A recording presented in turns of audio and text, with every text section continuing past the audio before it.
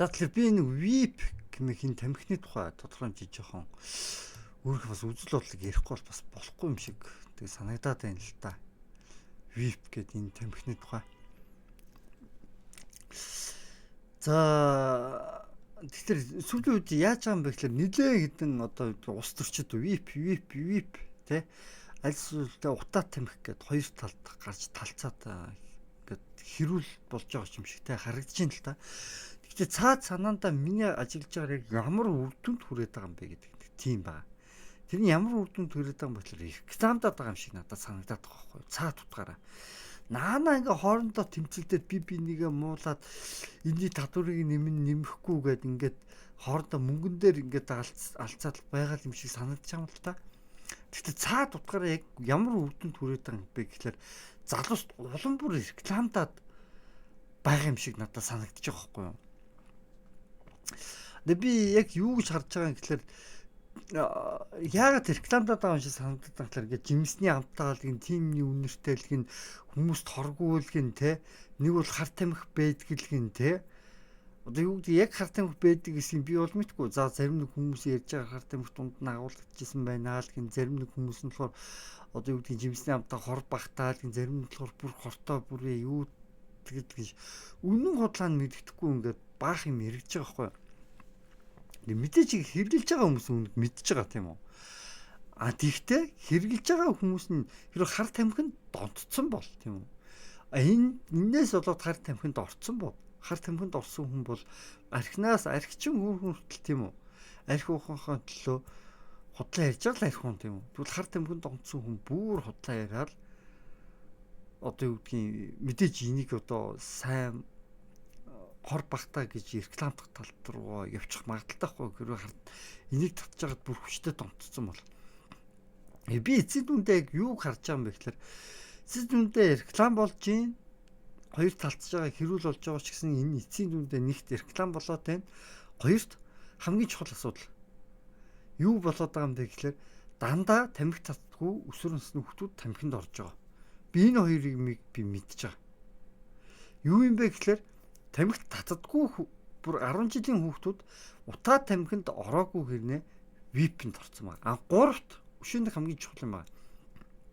Миний харж байгаа юу юм бэ гэхээр би ингээд миний хажуулаар яг ийм хүн татаад сэргүүлээ явж байгаа хүүхдүүд байгаа.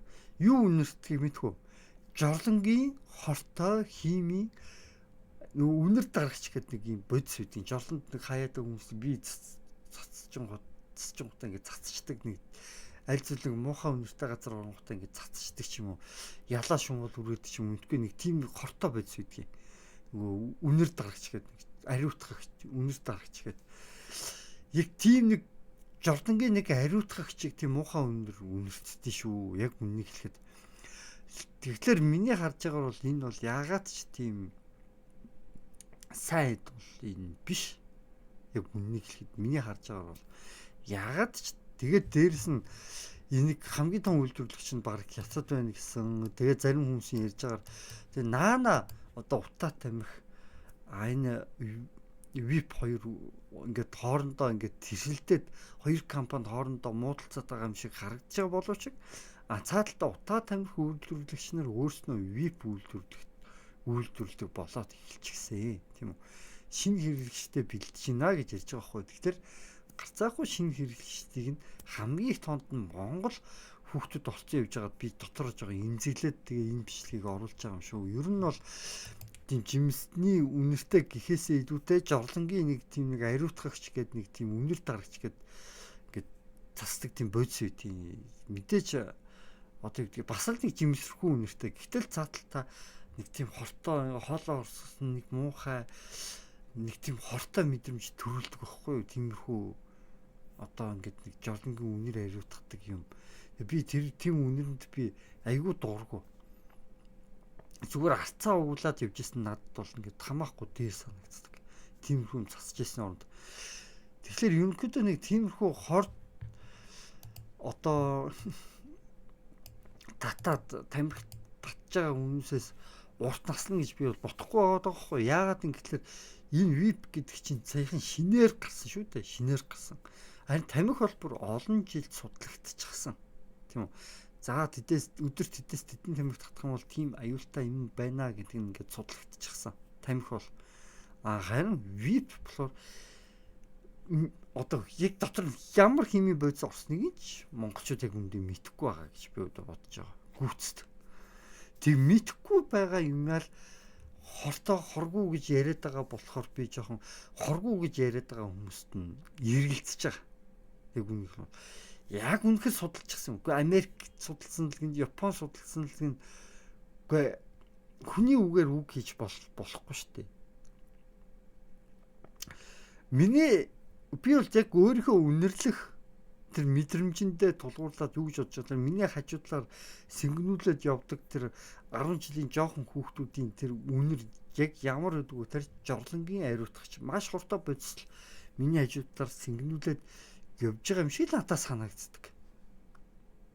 Тийм тэгээ би энийг хэлэх хэрэгтэй гэж бодож байна. Би тэгээд залуусаа айлуулах одоо юу гэдгийг энэ бол ердөөсөө дог харагдах, гоё харагдах гэсэн зүйл биш шүү. Тэгээд энэ бол зүгээр л тааны эрүүл мэндийг чинь муутгаад, эрүүл мэндийг чинь муутхангаа давхар ашиг болж байгаа, донтуулж байгаа.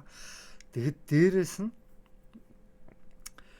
ирээдүйд гарах эрсдлийг одоо хэлж мэдэхгүй шүү. Яг гэвэл энэ чинь одоо олон жил хэрэгэлсэн байхгүй шүү дээ. Энэ VIP гэдгийг чинь сайхан миний одоор нэг гараад нэг хэдхэн жил болж байгаа баг. Тэг яг энэ хугацаанд маш олон залуусд хэрэглээд эхэллээ л дээ. Юу ч зөрөгтэй одоо юу ч амар одоо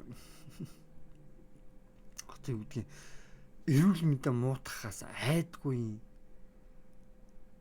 чи одоо би тэгж л бодож байна. Тэгээд миний харж байгаагаар яг юу харагдж байгаа вэ? Зарим хүмүүс ингэж л яриад хэлээ л те. Хэрвээ хор багтаа бол тийм үү.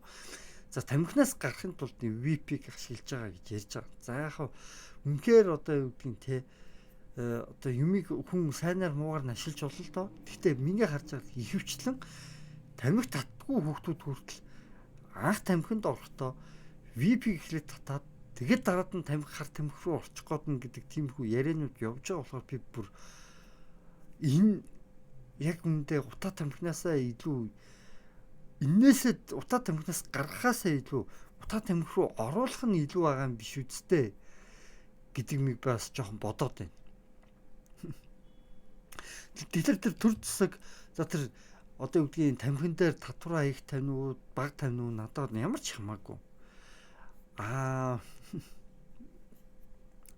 Гол асуудал нь хар тамхинд энгээр дамжиж хүмүүс рүү ордог бол яана, залуус орж байгаа бол яана.